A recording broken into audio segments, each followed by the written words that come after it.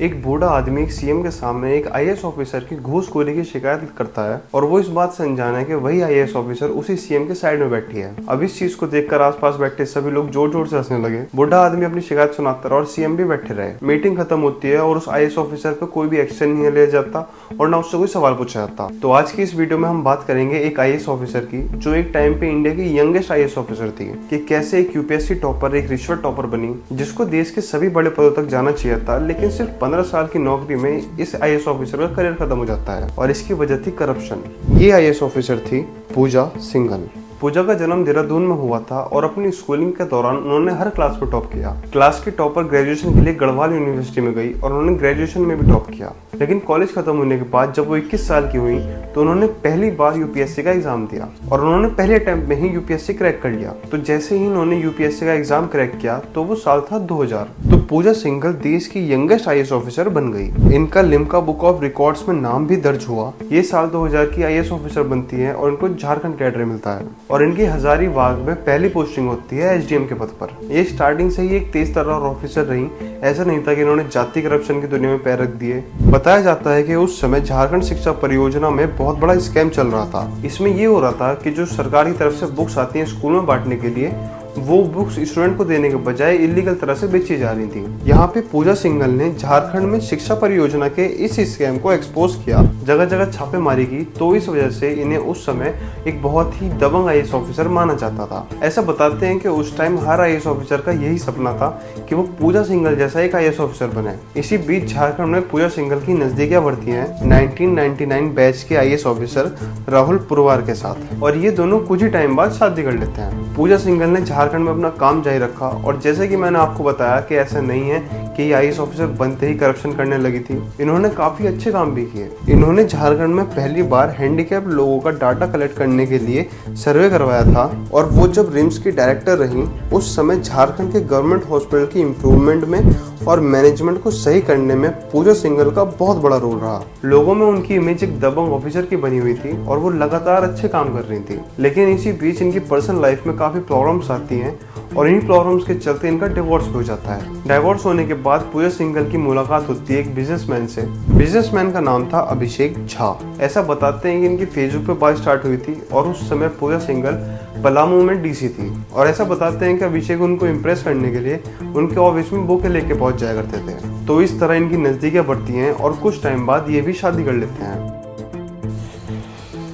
अभी तक सब सही चल रहा था, उनकी दूसरी शादी भी हो गई थी, अपने काम भी बहुत अच्छे से कर रही थी। लेकिन अब वो टाइम आ गया था जब उन पर करप्शन के चार्जेस लगने लगे, और वो भी छोटे मोटे नहीं, पहली बार में करोड़ों के करप्शन के चार्ज लगने शुरू हुए। हुआ ये कि अगस्त 2007 से दिसंबर 2007 तक जब पूजा सिंघल झारखंड के चतरा में पोस्टेड थी, उस टाइम मनरेगा के अंडर 2 एनजीओ थे जिनको 6 करोड़ रुपए का भुगतान किया गया, ये बताते हुए कि इन दोनों एनजीओ ने मूसले की खेती की और असल में खेती हुई ही नहीं। तो यहाँ से ये आरोप लगा और सवाल खड़ा हुआ, जब खेती हुई ही नहीं तो 6 करोड़ रुपए का भुगतान क्यों हुआ? ये पहला आरोप था जो पूजा सिंघल पे लगा। इसके बाद और भी आरोप लगते हैं कि जब उनकी दूसरी शादी हुई तो शादी के बाद उनके दूसरे पति अभिषेक झा ने एक बहुत ही आलीशान हॉस्पिटल रांची के बरियतू में पल्स हॉस्पिटल बनवाया था, और ये ऐसा बताया जाता है कि ये पूरा हॉस्पिटल पूजा के इन्फ्लुएंस में ही बना था। इन सब आरोपों के बाद एक बहुत ही बड़ा आरोप लगा पूजा पे, और ये कहना गलत नहीं होगा कि इसी आरोप के बाद उनका करियर खत्म हुआ। उन पे ये आरोप लगता है कि साल 2009 से 2010 तक जब वो खुंटी में पोस्टेड थी, उस टाइम पर मनरेगा फंड से 18 करोड़ रुपए की हेराफेरी हुई थी।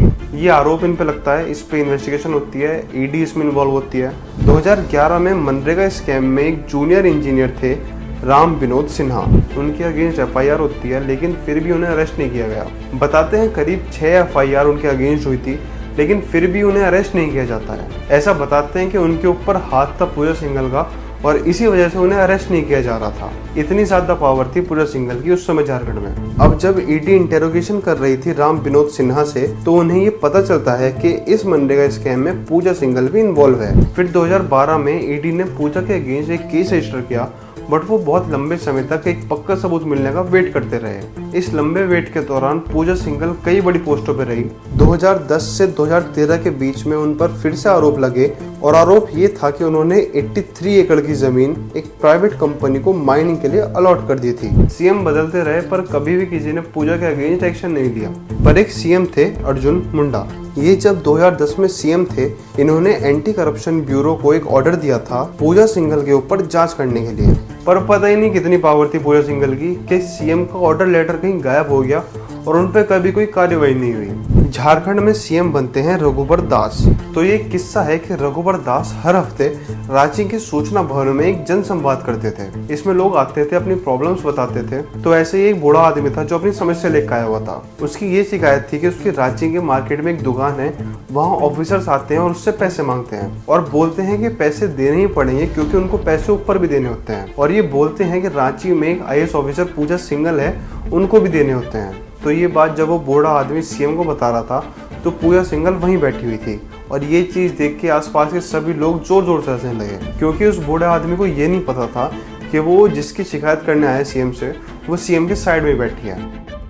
लगातार पूजा पे आरोप लगते रहे पर कोई भी एक्शन नहीं लिया गया और ऐसे ही चलते चलते साल आता है 2020।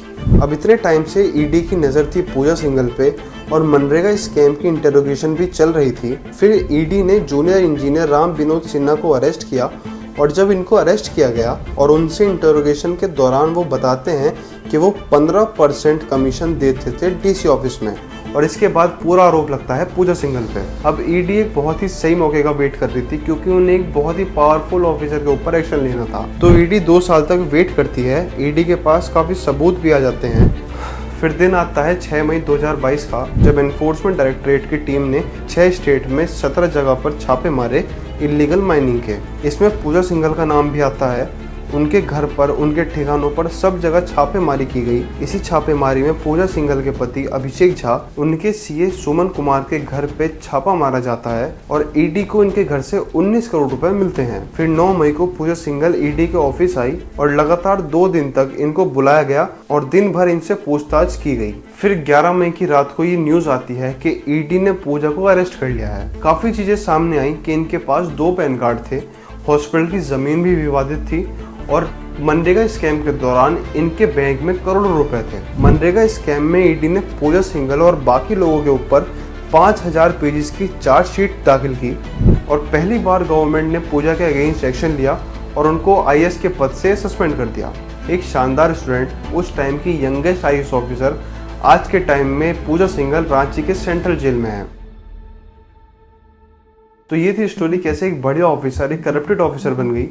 तो अगर आपको ये वीडियो अच्छी लगी तो लाइक कर देना, आप चैनल भी सब्सक्राइब कर सकते हैं और मतलब थोड़ा मुझे अच्छा लग जाएगा, ठीक है। तो मिलते हैं नेक्स्ट वीडियो में, कर देना यार सब्सक्राइब।